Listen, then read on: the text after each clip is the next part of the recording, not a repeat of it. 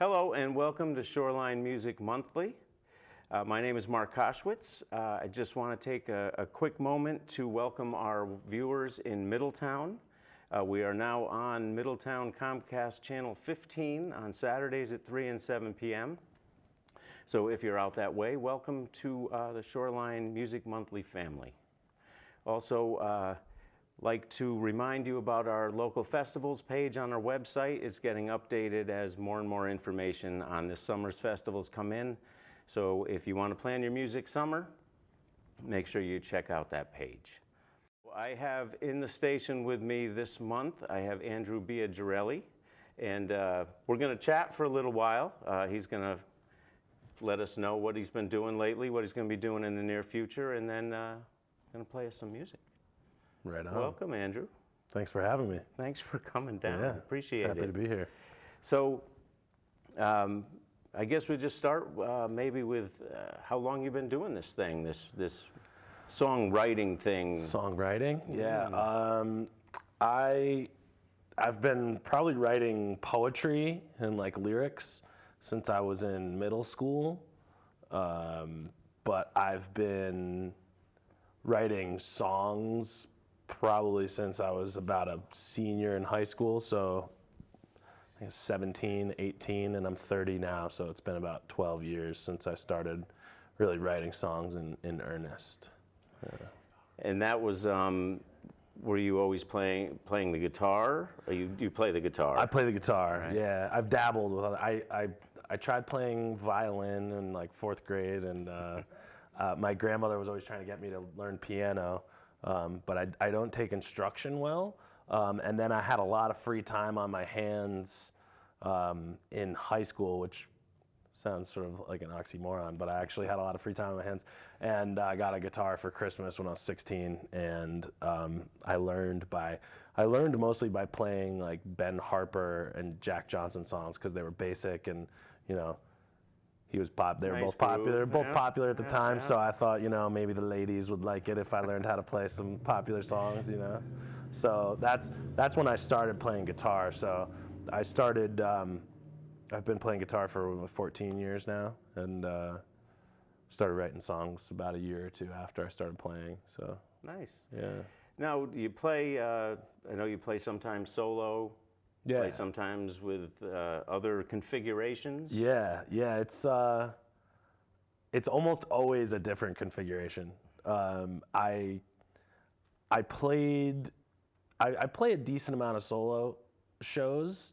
Lately, I've been trying to have more accompaniment because I just love the possibilities. You know, I can kind of sit back and just strum chords and have people kind of groove, and we can, you know, because I sort of was raised up musically around campfires and at parties outside just jamming. So like I feel more in my element when I'm playing with other people, but also I've been trying to sort of sometimes consciously play gigs alone so I remember how to like fill the space, because it's like a different skill, right. You know, it's a different kind of thing. So yeah, so I try to do a little bit of everything. So. And tonight I see you've got a friend in the green room. Yeah. Who do we got?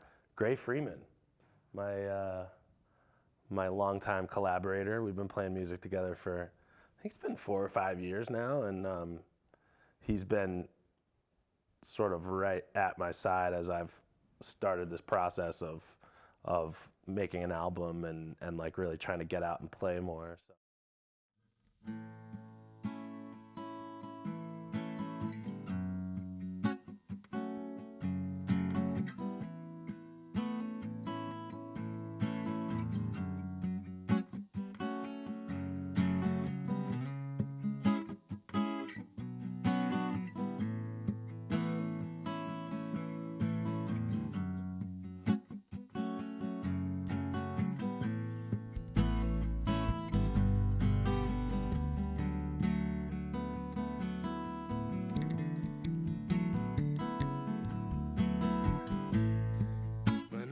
Hungry, you shared your food. When I was thirsty, you shared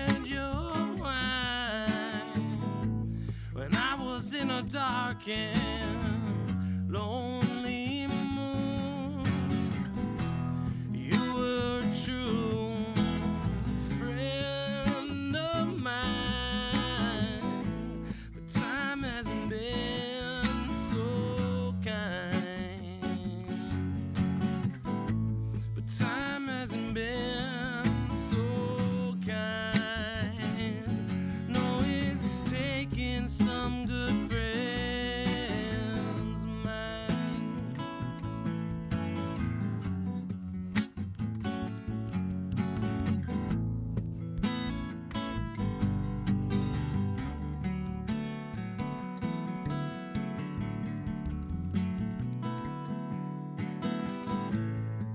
When I was homeless, you shared your boat.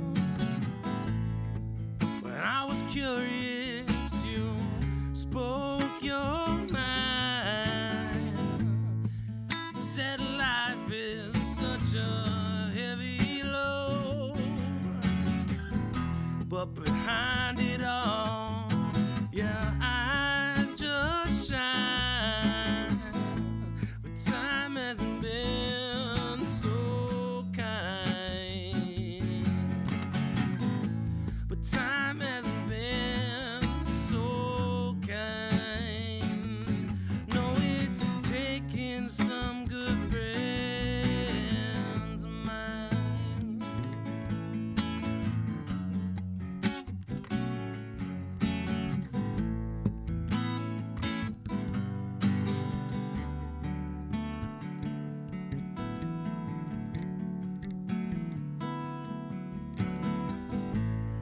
Mourning the loss of a time and a place.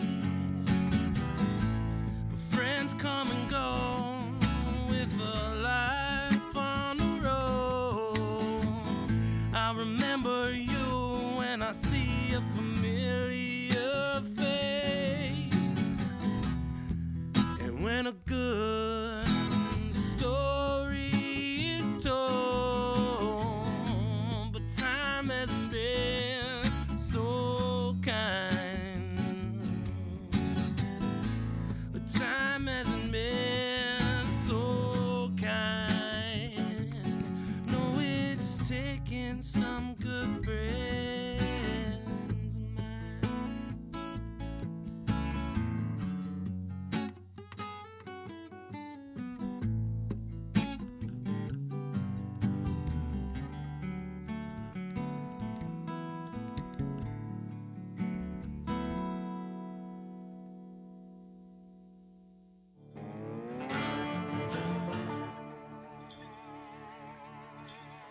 How's the Directions we album want to coming? take it. It's pretty good. I got 5 songs done so far. I did a crowdfunding campaign last fall in November and December 2016. May have been a bad time to launch a crowdfunding campaign. I waited till literally the week after the election, so everybody was just, people were quite distressed or elated, and I think I probably Timing. I probably would have been better to launch it before that, but I raised a decent amount of money and enough to get the album started, and we've recorded 5 songs at Dirt Floor recording studio. After the first session and then the second and third, I kind of saw the direction the album was just naturally going with the people I was collaborating Something with. cohesive. And so it's like a big jammy sound. Like there's a lot of solos and organs, and we're gonna bring in horn players, and so it's more epic than I had sort of intended. So I figured which songs are best for that. We'll try to just put those ones in it. So it's been really cool, and so the sound is bigger than I had anticipated, but I'm digging it. So I'm kind of going with that. Nice. Going with that vibe, yeah. So keeping in mind that this won't air until 2/3 of the way through March, most likely. I looked. I see something in Cafe 9, April 2nd. Yeah, Sounded there's like a pretty cool fundraiser. Yeah, type it's thing. a benefit for the Downtown Evening Soup Kitchen. which is right in New Haven, and I think there's going to be something like 20 or 25 artists at Cafe Wow. 9. It's going to be a 12. Cafe 9 is small. Yeah, it's a 12-hour long thing. Oh, okay. So I'm only playing like a 20-minute set, but the Cafe 9 actually does quite a few of these sort of community, the community of musicians Yeah, events. musicians' living room. They yeah. had a Leonard Cohen thing back in January where there was like 20 different people and each one played one Leonard Cohen song, and they had an ACLU benefit, I think, just the other night. Yeah. And yeah. so I'm really excited that I'm going to get to be part of that, because food, being a gardener and having been a chef, food is something that I think is, sort of, obviously it's essential, but like not just for sustenance, but like the experience of dining with people. I mean, the soup kitchens, I've actually had to go to soup kitchens before when I was living out west and like wasn't working much and bumming around, and so it's something cool that I can in a little way kind of give back, Nice. And while we're on the gardening thing, you mentioned that I don't know if our viewers will know, they will now, that they actually can catch you on the radio, sometimes playing music, but also sometimes actually talking about gardening. Yeah. And that's kind of neat. That's over at ICRV, right? Yeah. I do a radio show on ICRV called The Garden Groove. And the way that came about was I did a radio show there about my music, and when I met Dave and Ibby, I said, hey, I saw you guys have a gardening show. I would love to come on and talk about Thomas Jefferson's gardens, because it was right around President's Day, and I'd been reading, I'm really into garden history as well as just gardening, and so I went on as a guest, and then a few months later they said, hey, do you want to host? By the way. And so I started hosting, and now we have Dave Tressel as our co-host, and he runs the greenhouse growing at Riggio's in Essex. And so he's super knowledgeable, huge fan of music, and the opening music to the show is from our first live recording session we did at ICRV. So it's cool. It's one of my It all comes together. one of my grooves, yeah. And it's great. Every Wednesday at 10 a.m.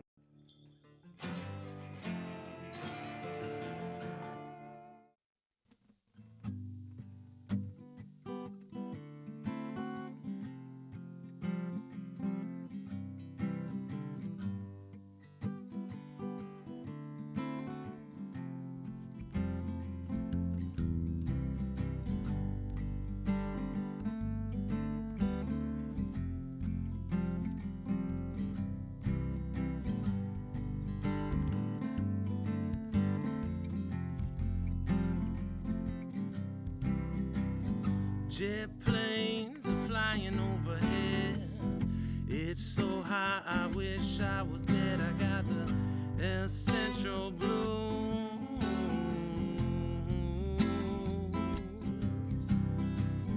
Round here, the way people drive, it's amazing that I'm still alive. I got the essential blues.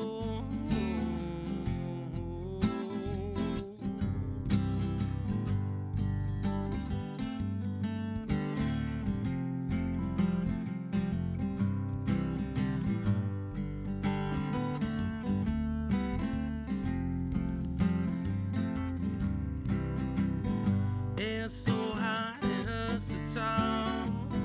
Ground so hot it hurts to walk. Yeah, down in Starkfield to find some shade. Take a rest, spend the night, and they got it made. They got the essential blues, essential azul, essential blues.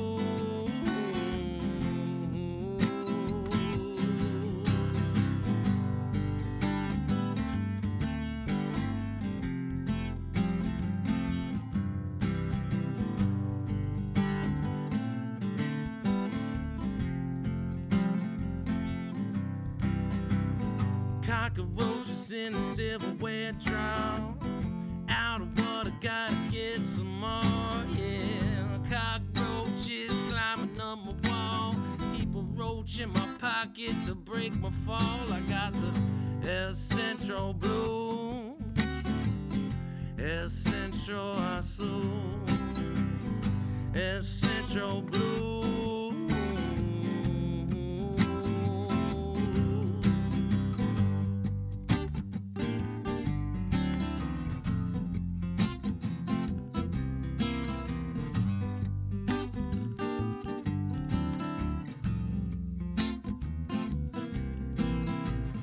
Palm trees are swaying in the breeze. It's the 1st of October, still 100 degrees, yeah.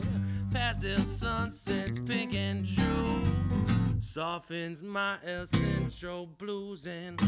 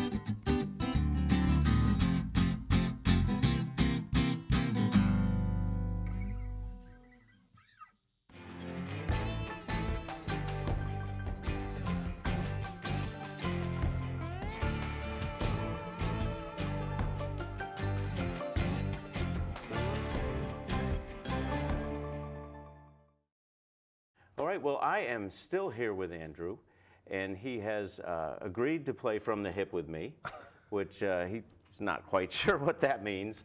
But as you may or may not know, it's just some short, random questions that don't require a very lengthy answer, but they may just not be in the normal vein of a interviewee type thing. So. One of them actually relates to the guitar, which, just curious who your favorite guitarist might be that you don't know personally. Yeah, I know. Sorry. Oh, man. Oh, wow. Wow. That's a tough one. You know, if you have to name 2 or 3, that's okay. Okay. We go easy here. Okay. Tim Mahoney from 311. That guy can shred. Okay. A guy who I've recently become really interested in, Eric Lindell. He's kind of bluesy, but he's not super technical. He just kind of likes to groove, and he's good, man. All right. Taj Mahal. It's the man. Yeah, pretty rad. What other, if any, instruments do you play? I've dabbled with a lot of instruments. A few years ago, I decided to basically just focus on guitar, so I haven't been playing the others as much. I can play harmonica a little bit, kind of like Bob Dylan style, just a lot of. All right, we don't mention Bob Dylan and harmonica in the same sentence, okay? But but that's a harp player's bias. I mean, it's cool. it's not like. It's nothing fancy. No, he's the man. Yeah. So. Also, I used to play mandolin. I've actually been thinking of picking that up again because I really dug the mandolin sound, and they're more portable. They are. You know, guitars are pretty portable, but mandolins are even more so. All right, we got one in your wheelhouse here. What is your favorite type of tomato? Ooh. I think that might be a toss-up between Purple Cherokee or Wapsipinicon Peach, which is a yellow tomato about the size of an apricot that's fuzzy. Ooh. And it's not sure I'm following. Oh, it's so good, man. Really?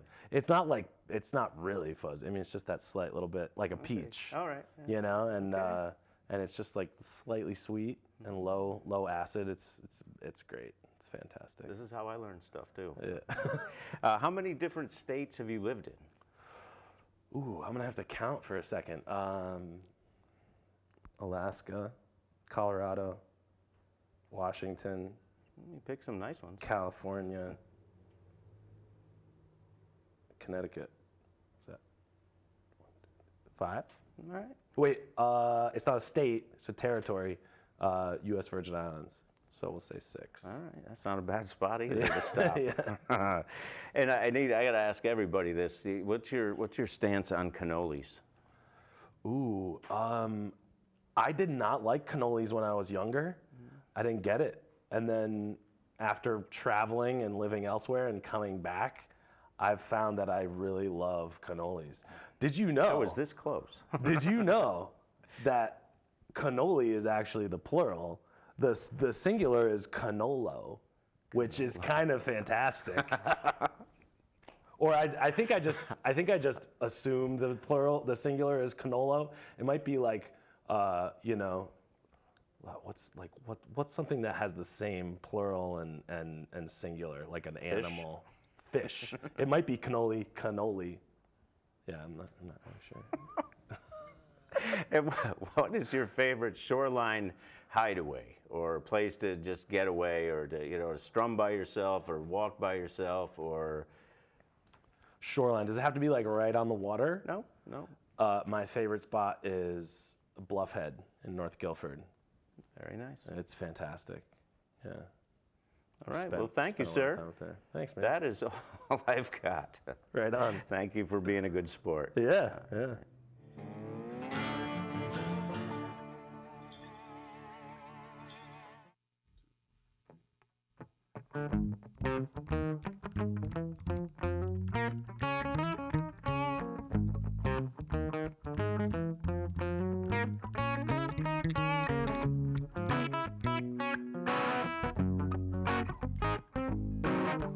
There's fire on the mountain. It's looking bad from where I stand. There's fire on the mountain, yeah. It's looking bad from where I stand.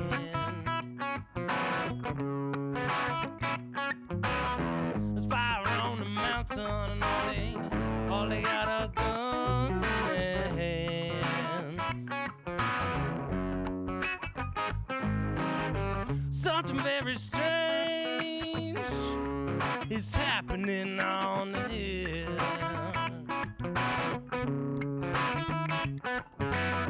Something very strange is happening on the hill.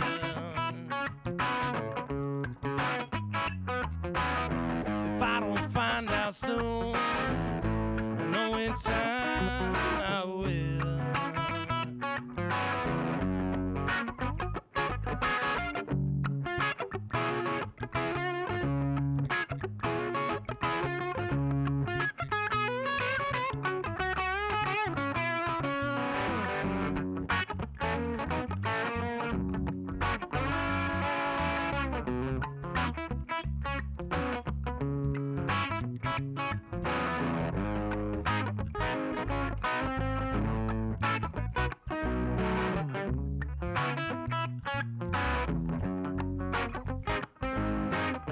Spanish on the beltway, and the robin knows the blind.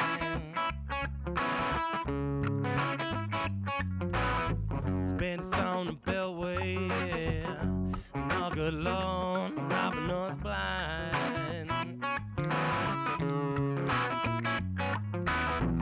If I dig a little deeper, well, I'm afraid of what I might find.